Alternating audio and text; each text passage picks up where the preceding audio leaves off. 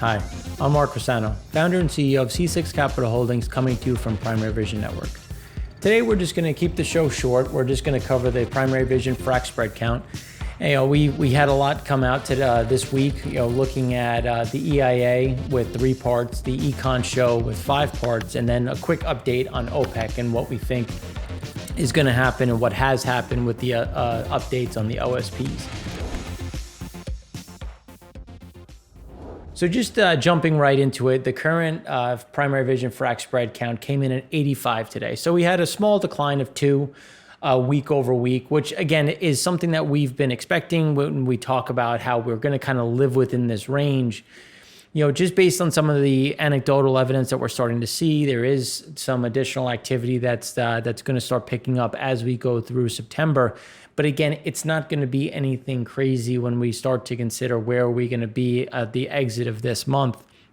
We could see a high of, call it 91. But again, when we look at this on an average level, we're right now just at about 81, 82 on a 4-week rolling average. So again, we're in this pretty tight confidence range that we've really talked about. I mean, as we look at this, we had Ardmore come off, which is what we talked about when we had that big spike and of 0 to 3. And again, that was something that we said it was going to be short, it was going to be quick. As we continue to see some of these fringe basins get some love, and it's more just to kind of manage that decline curve. You might have gotten a good deal. You may have been incentivized to do so because your end user required an additional increase. Appalachia, pared back a little bit, but again, it's something where it's still within a, kind of our base range of where we think is things are going to go.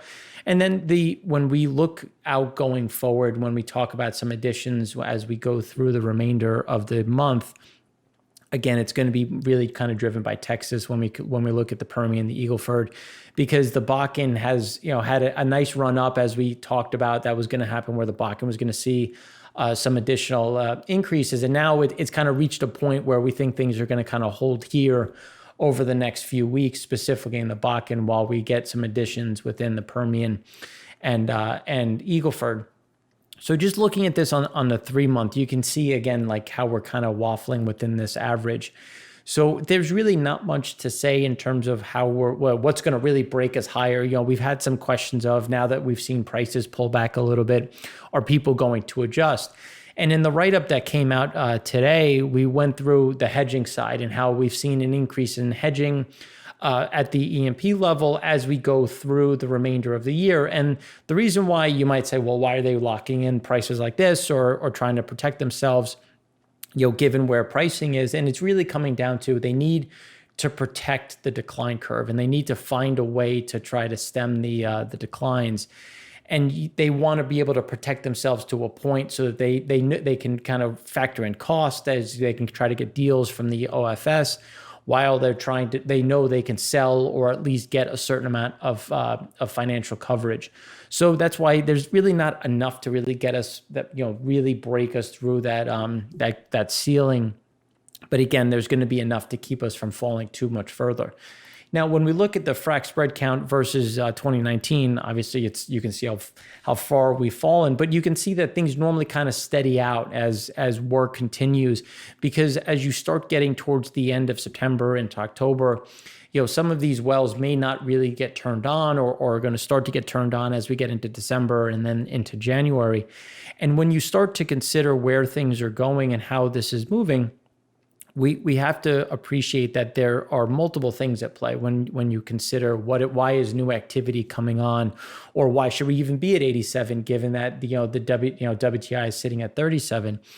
And there's 3 key aspects that I always like to look at. It's one, who is your end user? Is it going to a refiner? Is it going to a chemical facility? Is it going to an export facility? There are reasons why you may be incentivized to do things like in the Uinta. You have specific refiners that are built to actually run that waxier crude.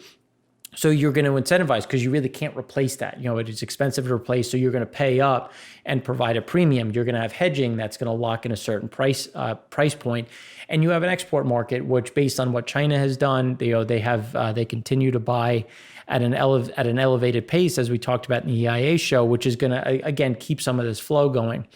but there's nothing to really kind of snap us back to these highs. And when we look at now, this is coming from Rystad, and we're looking at just the lower 48 shale production, and you can see that we're down about 13% from peak to from peak to trough. We had that the drop down that came from just really no activity. And then at the same time, you had shut-ins. But now we're normalizing. And again, we're not going to get back to that. What was it? I think it's about a little over 9.3 million. We're just not going to get to that level because we don't have that kind of work coming through. But the line in the sand is being drawn. Like they can't sit there at, let's say, 7.25 million and it'll assume that you're going to be able to get back to 8.5 because you're really going to start to see that bleed away. So the idea is, let's draw a line in the sand. Let's get between what we've been guiding to of managing decline curves of between 10 and 15%, because that's a hill to climb as we get into 2021 and trying to get back to some of that growth and get to back to some of the production. But if you continue to let that fall down, that turns that hill into a mountain, and then it's essentially impassable. So the idea is to try to manage the best they can in 2020 with an eye towards 2021, because that's really where we're starting to focus more and more on in terms of what is 2021 going to look like, or how are we going to position, how much supply is going to be available with so many things sitting in a yard. So these are things that we're also going to talk about in a report that's coming out later this month, where we also look at the supply side. Some of this equipment has been sitting around, and now you're seeing Mother Nature take its course. How much of that can be usable on the backside of this? So thanks again for watching. Next week, we have a crowded slate with a lot of great information coming out. We are going to finally shoot our USD inflation, talking about the US dollar. We're going to do a deeper dive in terms of food. We're going to give an update on China, India, look at what's happening with food inflation on a global level and what does that mean for food security. And then obviously our normal slate of the EIA economy, and then our favorite, the primary vision frac spread count. So we'd like to make mention of the fact that today is 9/11. Today was a hard day for all of us, really. We all experienced it. It's one of those things where you'll always remember where you were when it all went down. And the one thing that we always like to talk about is we saw the nation come together as one. And in a time where there's so much divide, it's something that we always want to remember and appreciate. And come back to that we can unite, we can get there again as we have in previous times. From any time anything has really struck the United States, we've always come together and separated our differences to unite. And it's something where it's a tough time. Anyone who lost someone, we're there for you. This is not something we'll ever forget. And we'll always remember. And it's something that it's always nice to take a moment of silence and really appreciate, what went down that day. So thanks again for watching. Please have a great weekend. I'm Mark Rossano, founder and CEO of C6 Capital Holdings, coming to you from Primary Vision Network.